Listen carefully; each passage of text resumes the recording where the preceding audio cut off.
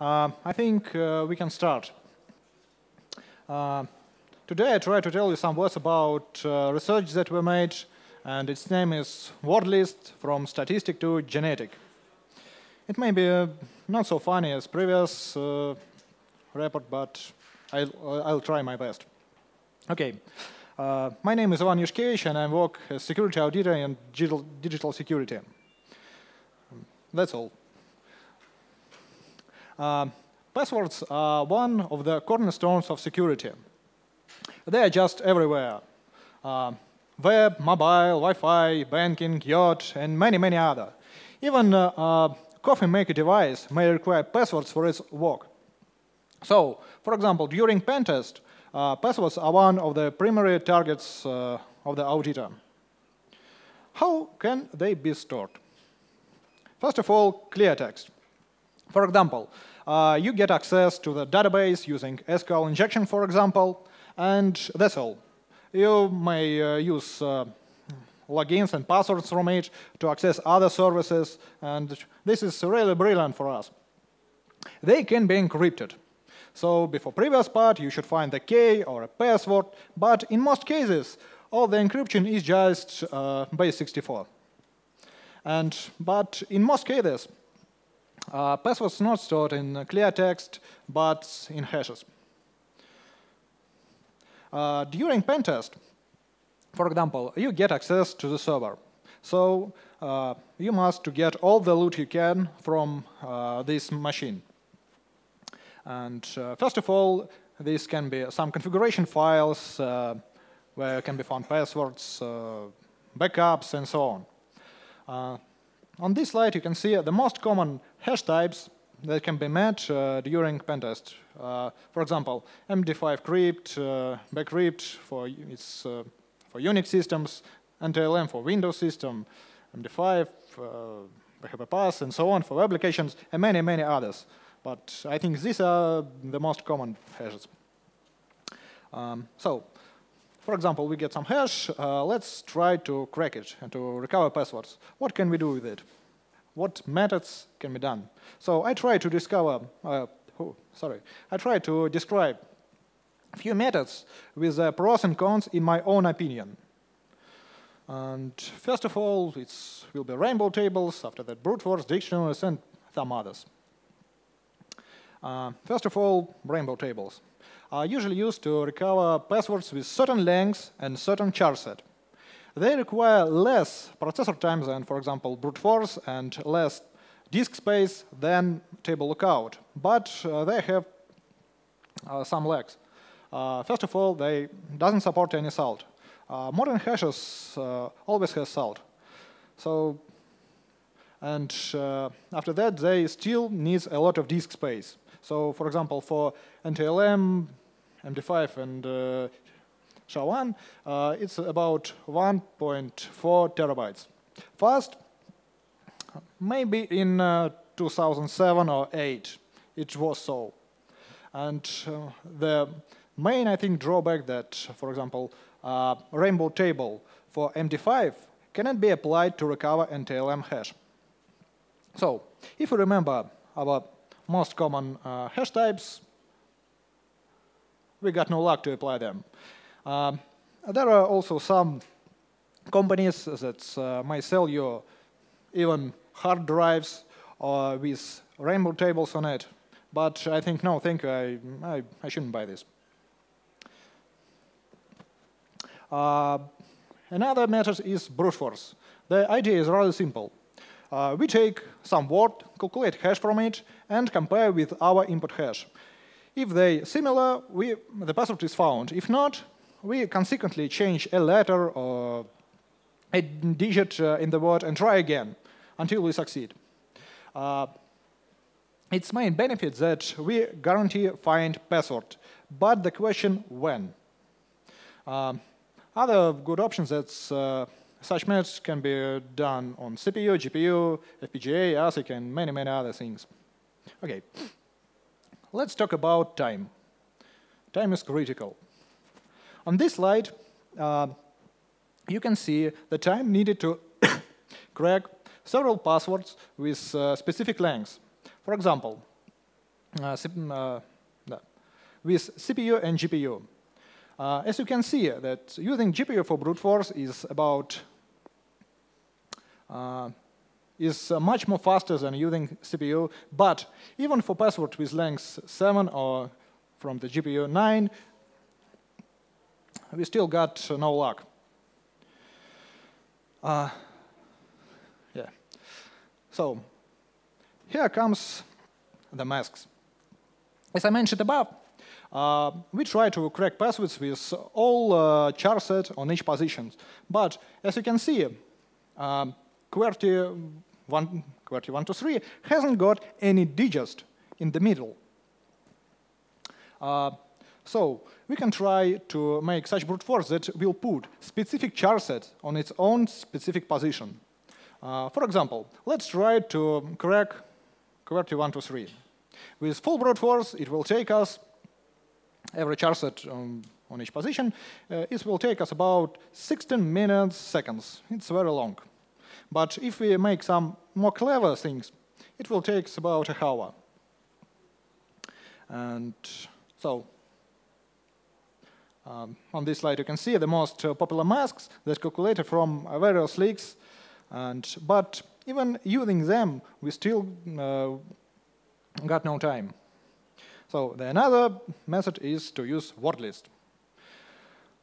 So during hash recovery, we try to use the words that are known to be passwords, like QWERTY123 again, password 12345, and many, many others.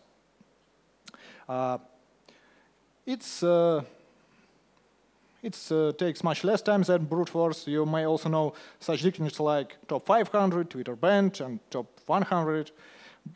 I think one of the main drawbacks of this method is that if the password does not present in the dictionary, we will not recover it.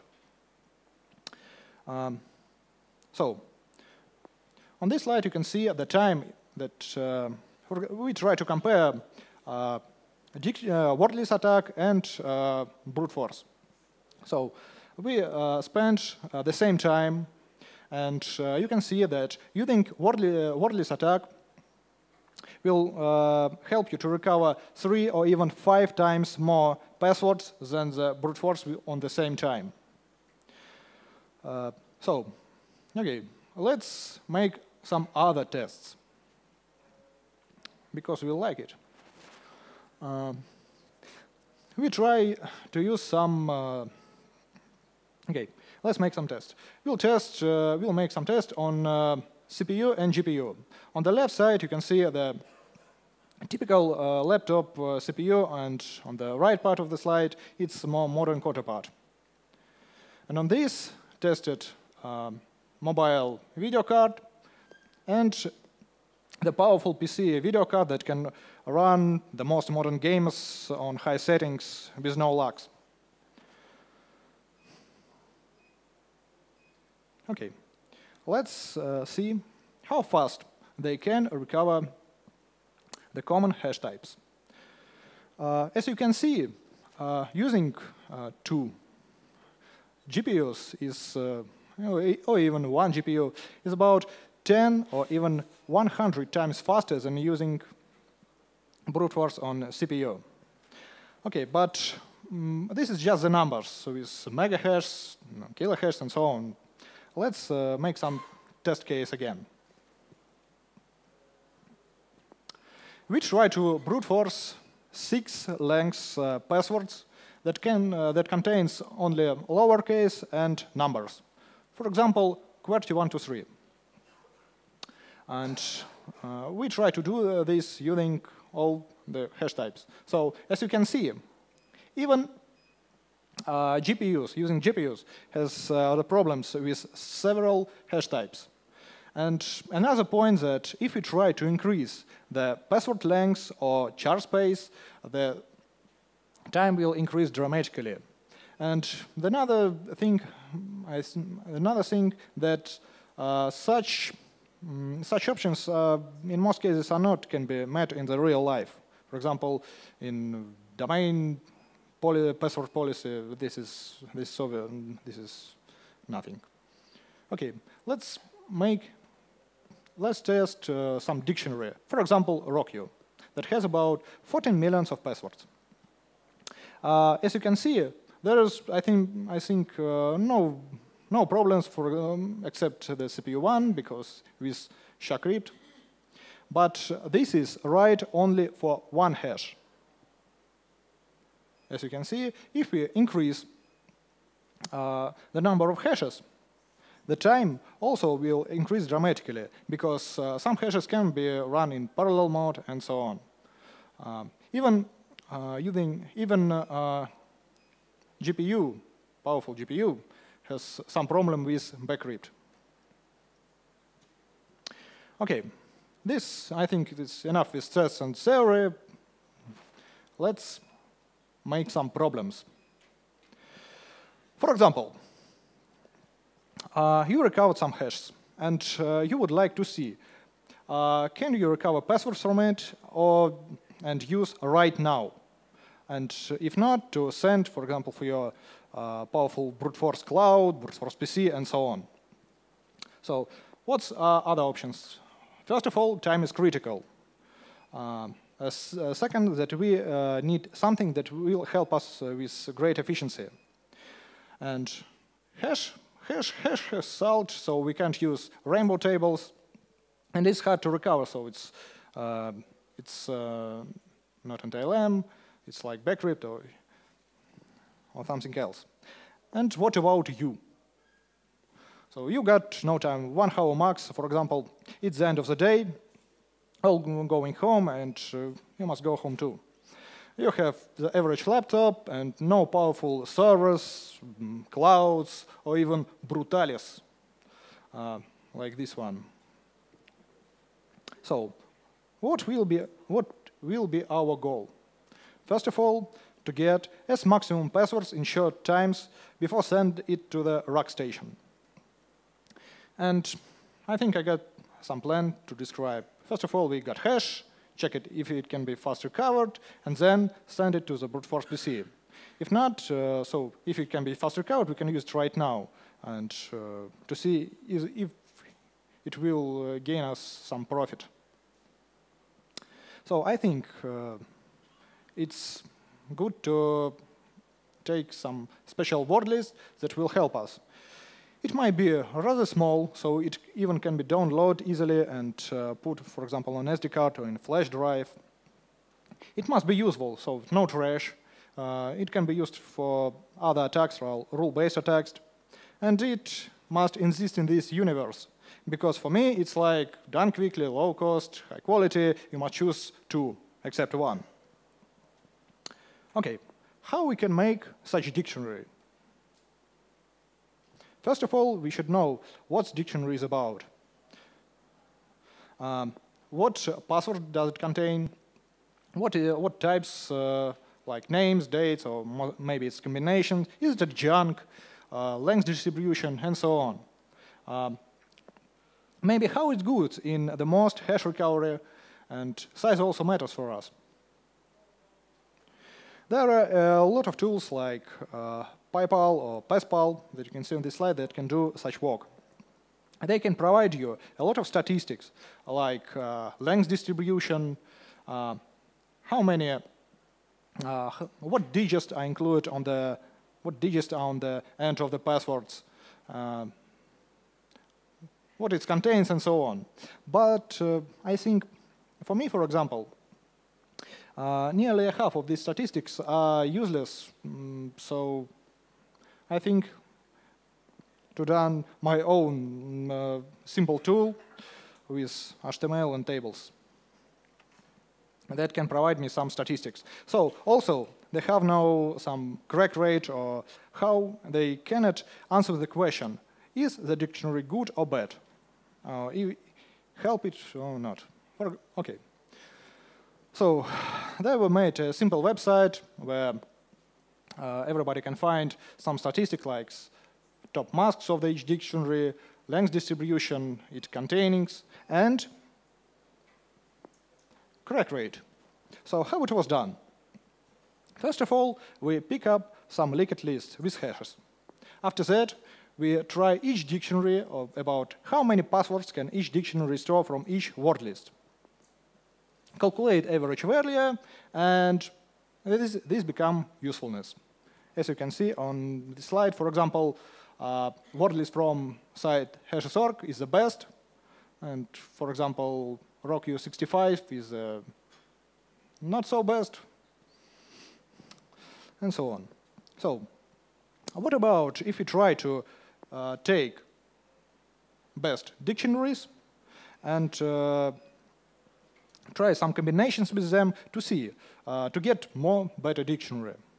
For example, we try to take top 500 and merge it with XSplit plus Dazzlepot and check it about and try to recover it, try to use the new dictionary to recover some another test case and try to do some with other combinations. But there is some problem with this method because Mathematic against us. For example, if we take 10 word lists and try each combination with 3 of them, there is no problem. Even if we take 50 dictionaries and try each combination with 5 of them, even also no problem. But if we increase the number of dictionaries or its number in or the size of the combination, we will fail. So I think we try to do our best, and we got no luck. I think that's all. But let's try to solve this problem somehow. And here comes genetic algorithms. So genetic algorithms can be used for such optimizations. They are good at that. And to find some approximate solution.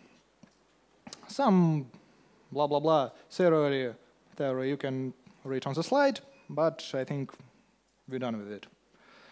OK. In genetic algorithms, there is populations. Population contains of individuals. Each individual contains of chromosome. Each chromosome contains of gens, number of gens. So genetic algorithms should, after some time, should give us the such individual that will be answer for our question. For this time, our question is will be to get as much more smaller dictionary with the much correct rate. Okay. Yeah. How they work? First of all, we try to initialize population, which contains maybe 100 or something else individuals. Evaluate it and try to see if there are some individuals that suit our goal. If not, we select parents, make reproduction, make some mutation, and evaluate again. And do it again, again, and again until we get a suitable solution. OK, I think it's enough with theory. Let's see some practice. I try to describe it step by step. OK.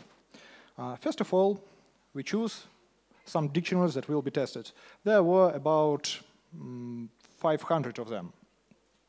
Second, we make some test case. How it was done? First of all, we pick several hash lists and try to recover passwords with a big dictionary, even with rules. From the results that we got, we make new hash lists and test each dictionary on them. So, and test dictionary on them. So, each gen represents a dictionary with set of features. The features like its size, recovery rate, how many unique hashes can recover each dictionary, and so on. For example, let's see some gen. For example, top 500. It's just an example. For example, on first test case, it recovers five passwords and has with the rate of 1%. On the fourth, only 1%, and it recovers only one password. It has size of, for example, 4 kilobytes, and the average correct rate is 8.2%, and total recovered hashes is 24. There is some options that total recovered passwords is not equal to average recovery rate, because, yes, I will try to describe it later. Then we try to make some chromosome. As you can see, it's what's look like on the paper. Each chromosome contains of dictionary. For example, top 500 worst passwords, another dictionary, another, and so on. There was one feature that each chromosome can't contains two similar dictionaries. And I'd like to see also, will chromosome size somehow influence on the result output? That's why I took chromosome size from 5 to 25. Population size.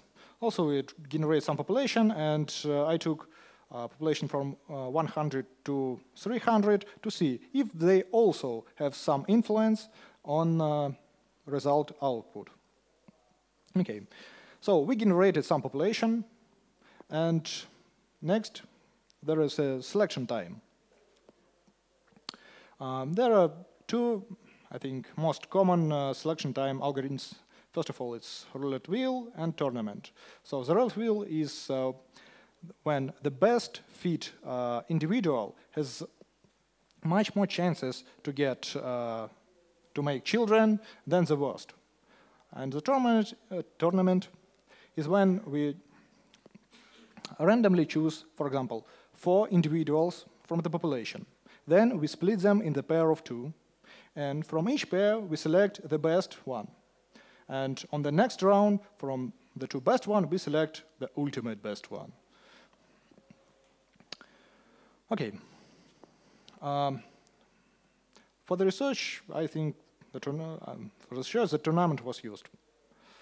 Okay. After that, when we select, for example, mother and father, it's become a crossover. There are also 2, I think, most common types of crossover when parents, when children get gens from their parents. One of the main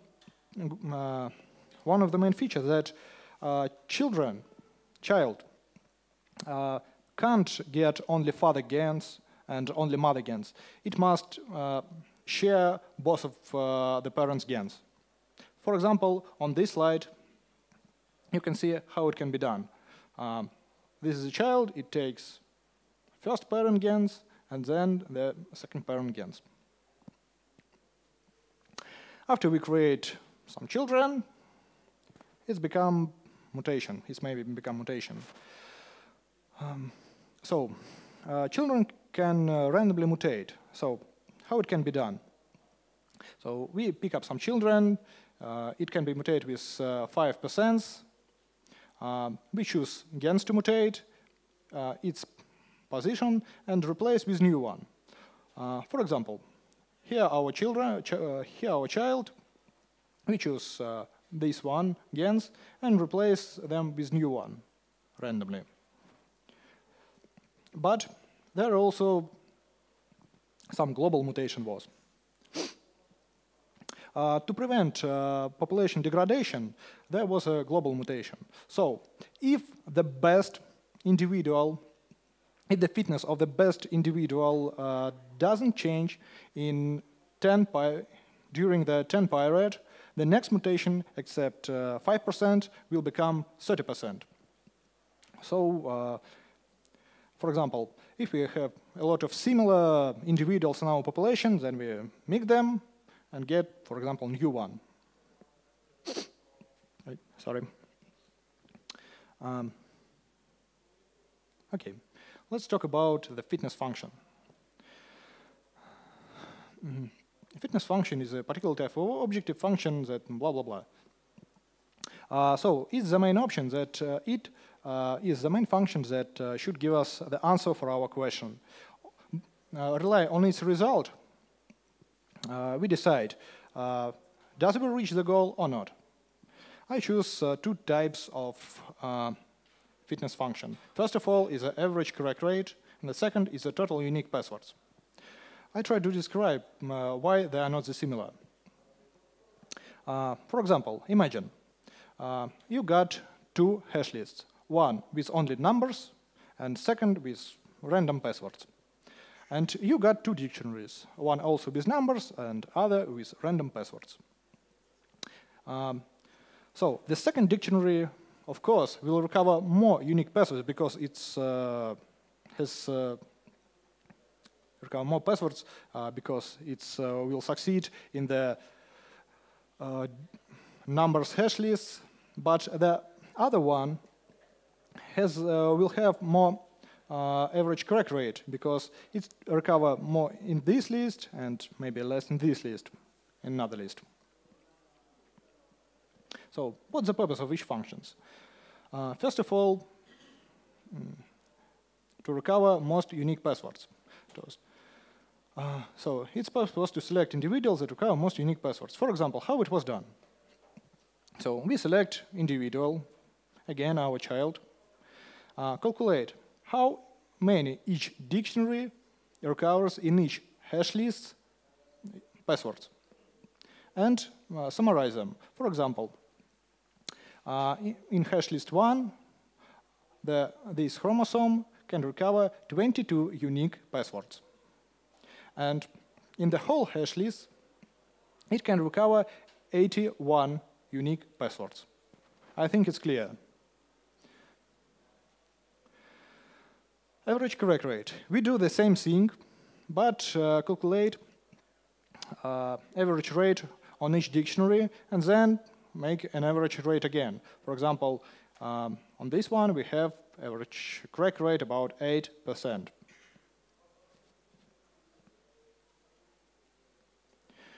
Because size also matters, there was some penalty. It was made to make chromosome. The chromosome should prefer lesser and better dictionary than the same one with more size. For example, if we have two dictionaries, they are the same. They can recover the same number of unique hashes and have the same correct rate. But one is bigger than other. So the chromosome should prefer the smaller one. So because we would like to reach our goal that the dictionary must be smaller. Okay. Let's see all options at once. So the population size from 100 to 300. Chromosome size from 5 to 25, number of periods about 750, dictionaries about 500, and we would like to test two sizes. First 5 megabytes and 50 to see will the size also influence on the result output. Okay, I think with this array, well, it's enough. Because. Okay, let's see some practice. On this graphic, you can see when on this graphic you can see the correct rate of each best individual, and the size is paired, and the size of the chromosome is 10. So you can see that there were two steps, and after that there were a straight line. So what happened on this part? I think we may see it more clearly here. For example, I try to put some points of interest. First of all, let's see on certain period 19 and 57. So as you can see, after something this, the next step, the next individuals have much more fitness function result than the previous. And also this one happens something. Okay. So what's wrong? As we can see on certain. This is the core of each dictionary. For example, on certain period, the best fit individual has all these dictionaries, and the 19s have all them, and the 57 also. But there are some bunch of dictionaries that they missed. For example, during the certain and 19th period, they both have first worst passwords, but 57, the best one, doesn't have it. So we can try to understand that the 500 worst passwords included in these password lists. So the best one, throw it away because it already have it, and try to take some other passwords, some other password dictionary that it missed.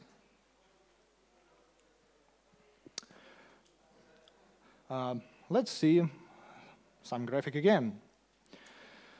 For example, when the mutation goes wrong. These points, as you can see, this is, as I said, the global mutation.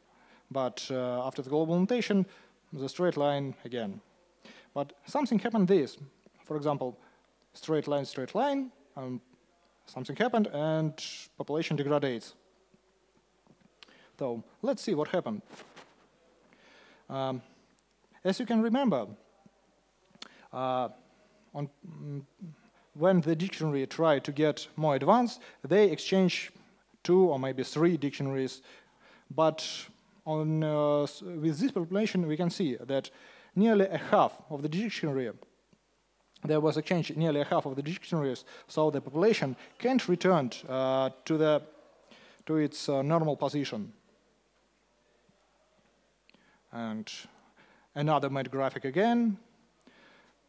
It's tried to say, is chromosomes size matters?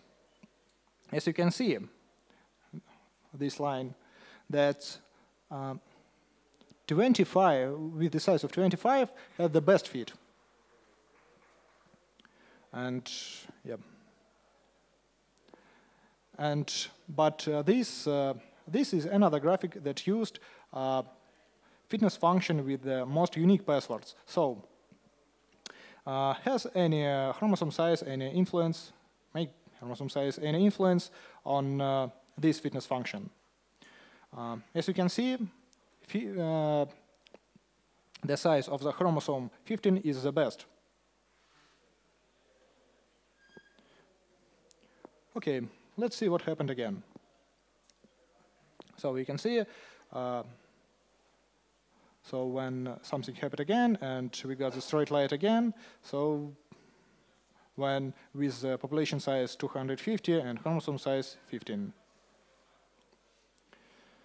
Okay, another graphic. So what happened during these points when we got the straight lines? As I said, they also have some core dictionaries, but they exchange for other gens, like this one. So,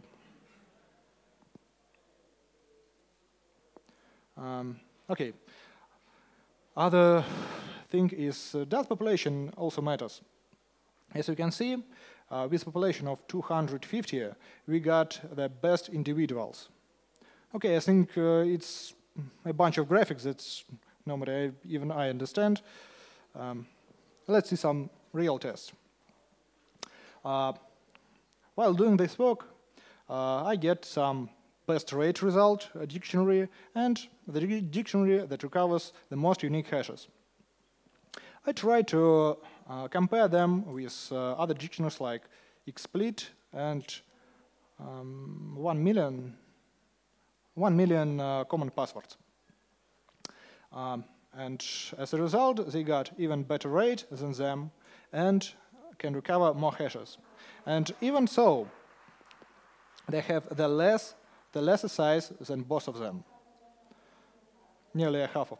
For example, this size is about 5 megabytes, and this is about 8. I think in this experiment we achieved some goal.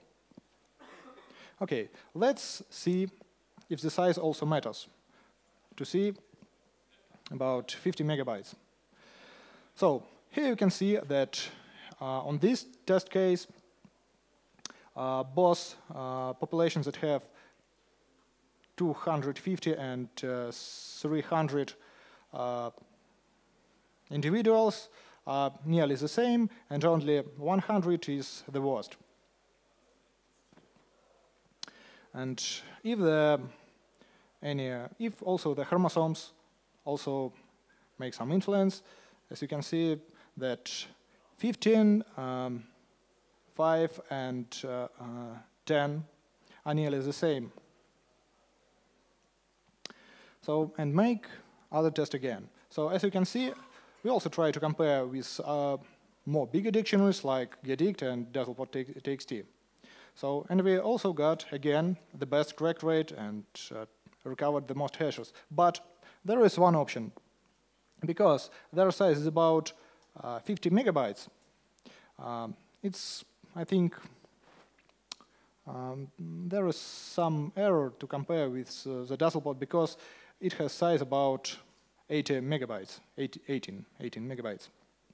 But to compare with the same size dictionary, we got some profit. So, let's try to answer some question.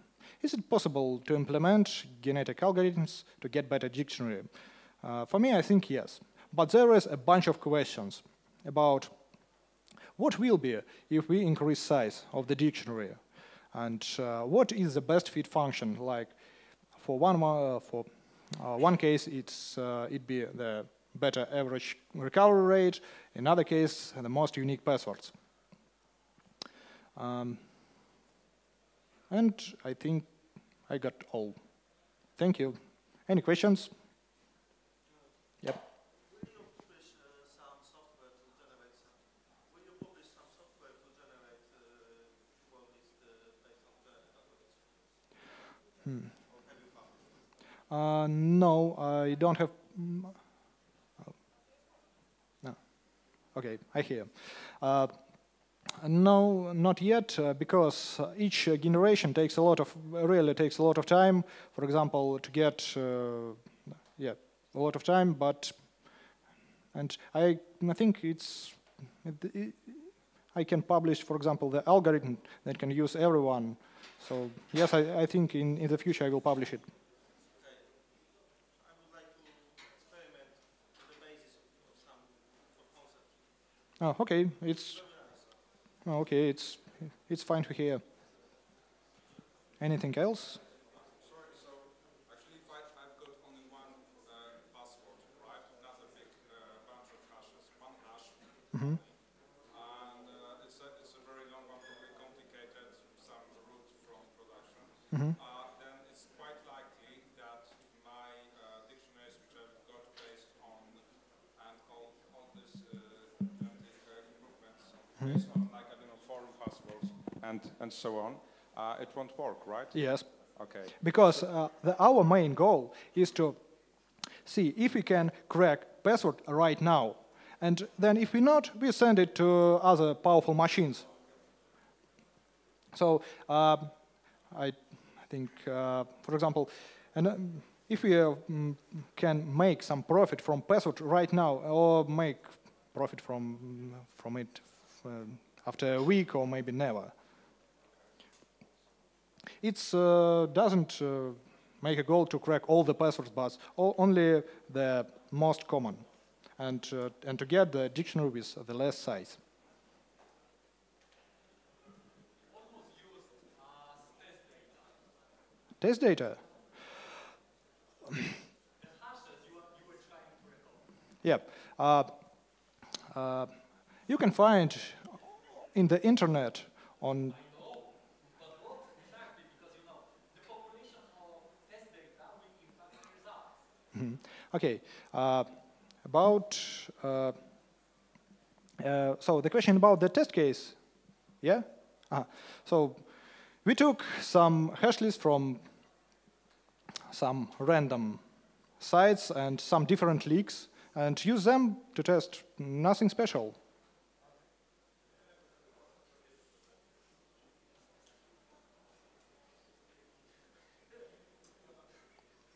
Anyone else?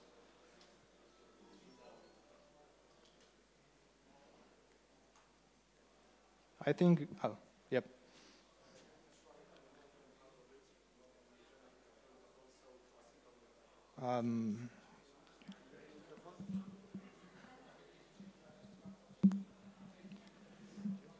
Have you tried any different algorithms, not only genetic, but classical meta heuristics like PSO or No.